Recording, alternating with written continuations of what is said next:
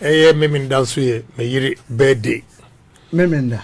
Yeah, on the 1st of January. Wow. We are bonti so dear na we efie dear so. Anya sa asumdwe ba. Okay. Me sread so mantimi amaye ne na mentimi enye bi. You know, anya sa na enye fe na afie no akwawie amana santi. Masre kwan from a mirafo so. Head maba nti. Abi we dey me ba enye ne boni. Official pa. Okay. And now the mom near a foot you am the ma nap radio ni say adia mobie momfanye enkanokre. Okay. Mamumfa and destroy individual bia.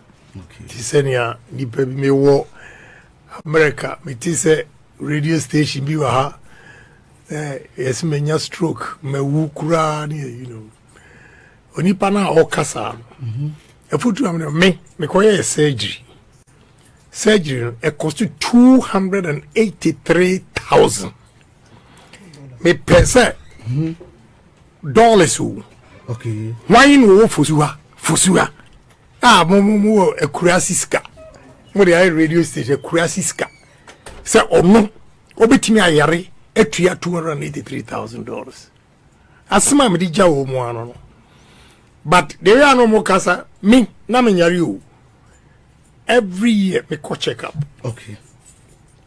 Na we di no kran say me sleep in bathroom and a tea a boho. Okay. And mo your first year as a worker me can't see yes, you know di me sleep in be continuous 5 days na me tea me ya. And I was saying me use mo radio about Ghana doctors be abaso. Okay. Metimi who say Ghanaian doctors no say accoutrement or what infidie or what and they are equally good. Okay. Because near AC way no me Lancet a year is gone and I'm call say me TM ya to acquire CT scan first. Okay. And who say oh mitina a boho na me yana there's nothing wrong. Name of no who said bibi wo the left side enti or advice say me. Okay. And I'm saying anything with the brain there pa sure me call and I'm quite America me quite no doctor no so hwe no confirm ni Ghana for no ka say enti more good doctors e Ghana sa. I'm saying why not I didn't know besides no say at the end baby a wa omutumi hunu ye no what you say wow Ghana ha Lancet o measure ade no say the size of a computer mouse you crowd. Okay. Well say yeah me ko Americans no doctor no so measure the same size but onutumi e how many years edi ho enso na menyare e wo me ha spread the boko. So what they said is that we are young. Next we are year. Ebia ene anye cancerous no. Ebi ochina na akọ affect bibi. Nti mo advice is minyi. Okay. Eno nam koyi ya osofu bi say Nigel Gaisie say me down. Oh, nenim guase. So we are Ghana ni na e badrim bar. You don't have to believe in Nigel Gaisie. Na me bompire man Nigel Gaisie say, "Onu obenya eni bia, obeko good doctors wo, ema bibia na ni fake empire na wo bono. Obetumi nya good doctor obehwe na ade. 2. Empire me bo ma Nigel Gaisie ni say, obeyare a onko bobisia. 2. Onko fa asori mesika, enko jiji collection. Now, no one kasa, ubetumi atuya $283,000. And then I'm DJ Nigel Gaisie. Into watching, or bear prophecy. Yes, also be said, me mania stroke, or no mania stroke. God, me tear sorry, but my green pan me chest off. Okay. I'm telling you today, I green pa, woman tribunal, and my chest off. Nigel Gaisie, Nakupo, she got me chair. Because if you know what I have done in this country, a numa maybe a small boy, me boy, or Shemajuma so tema. I didn't know what university Legon. But cheap politics and fake pastors, or you could shini first class, Nigel Gaisie. Or you could shini first class.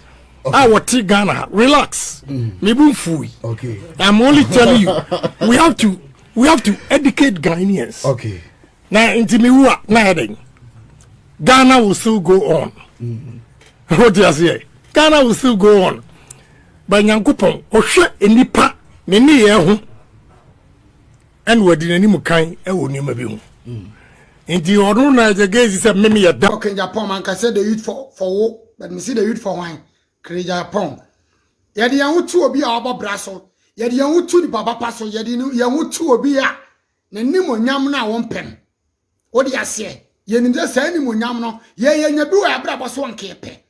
Orofo mon tag obi ana mon kan chances about to the youth for Japan. The son of Japan is here. I'm right here on my page.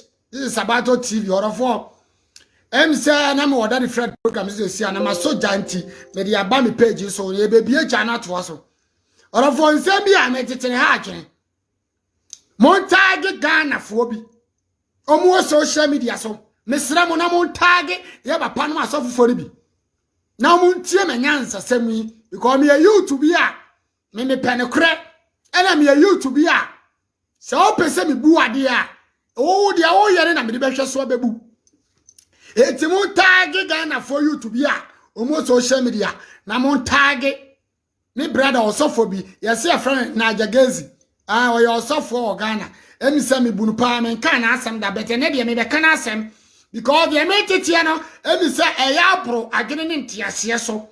E ba ne say also for de imposen kura bi di kere Japan atem. Se Ghana for bi mu kere Japan nanke omu de nanim ye foma enka wo ye osofo ne de ka me hu so osofo de wo ye nyame di penti one ye be mama sua bibia fi ho be se nyame ni pa se kere Japan afoma empo fa ne mfi a wadie ni age hwe so ne fa kasa kire no fa ne age hwe so ne fa hunu se empo se wo ye panyini ne wafom wa panyini de wo ye panyini emom Ghana for bi beka se ena Ghana de yes obi aye panyini yes obi aye panyini bet odofo osofo de wo ye osofo de wo se wo ye man of God me tie me de me